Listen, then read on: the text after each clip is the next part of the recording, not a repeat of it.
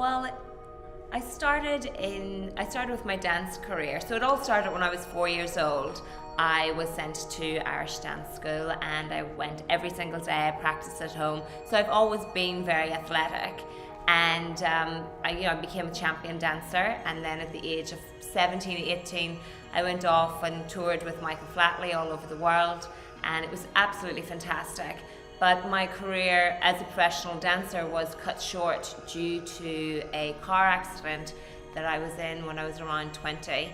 And I was completely devastated, but I decided to go on to university and went into rehab for my knee. That's where I was injured. And I felt my fitness had really, it had disappeared. I had no interest because I felt very down about the injury and everything like that.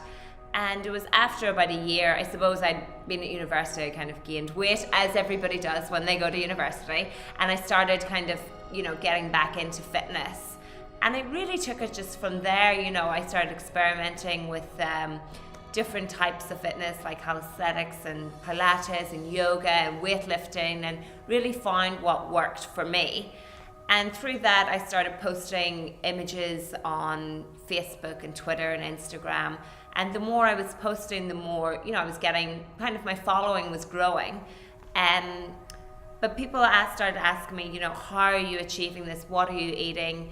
What is the workout? What exactly are you doing? And I was shy at the beginning to start filming myself, but I got into a great routine of it. And this year, really, it's just taken off. Like posting all these videos has really, expanded everything for me, and it's fantastic.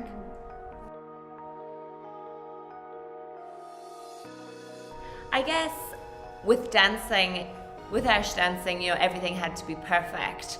And, getting your routine to be perfect and your footwork and, like your movements, it all has to be so precise. And then I've kind of integrated that into my fitness, where I know that if I'm doing a move wrong, that it's not working my body in the correct way. So perfecting my form is really important to me, and I think that's really come from my dancing, having everything right, really. Yeah.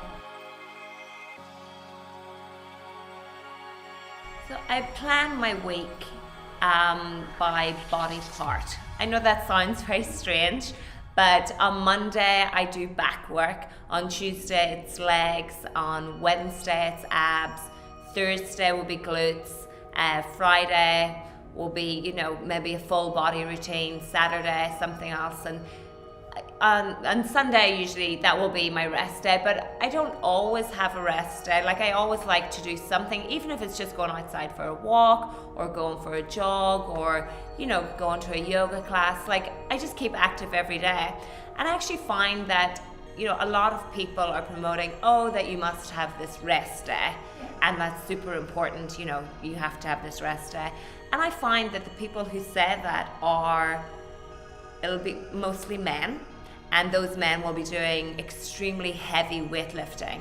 And for that, you must rest your body, your muscles must repair. But I don't think that you really need a rest day if you're doing, very lightweight, a lot of cardio exercises. Like, you should just keep your fitness up, keep your movement going.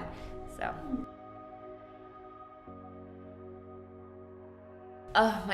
That's where I go wrong on the nutrition.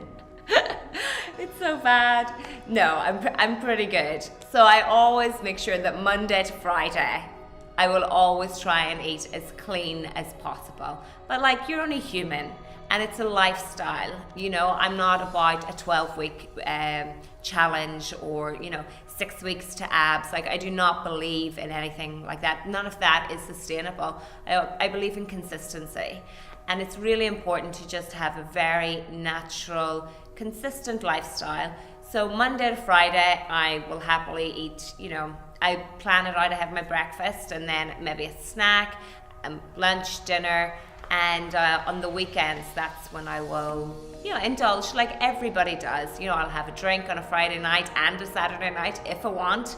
I'll go out for a dinner. I won't overindulge, if I feel like, going to the cinema and having popcorn and sweets, like, I'm not going to deny myself any of these kind of treats, but I will keep that for the weekend.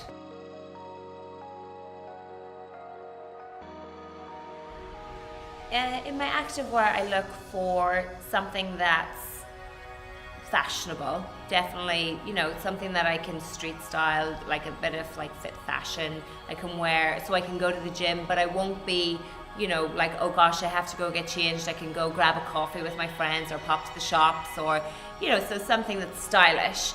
And I also look for a really good quality clothing. It's so important. I was actually, funny enough, I was with my brother at the gym yesterday, and he was wearing really heavy cotton sweatpants and a t-shirt from God only knows where. And he was, sweating and felt really uncomfortable. And, he's like, oh, I'm exhausted now. And I was still going in my, very comfortable, dry fit, gear. And I think that it's important to invest in good athletic wear, because it really does help with your workouts and, to keep you comfortable while you're exercising.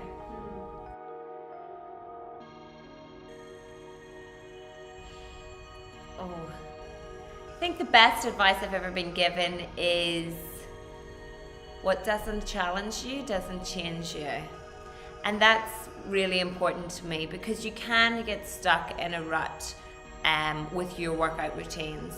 And you can be like, well, I ran 10K and I ran it again and again. And, you really have to constantly set new goals for yourself. Like, try something different. I have plenty of workout videos on my Instagram where I'm like up a wall, or holding a plank in a funny way, and I post these and I've achieved them, and I know that it's very difficult to get there. I probably should post the feels that I'm doing along the way, because it is really, really hard.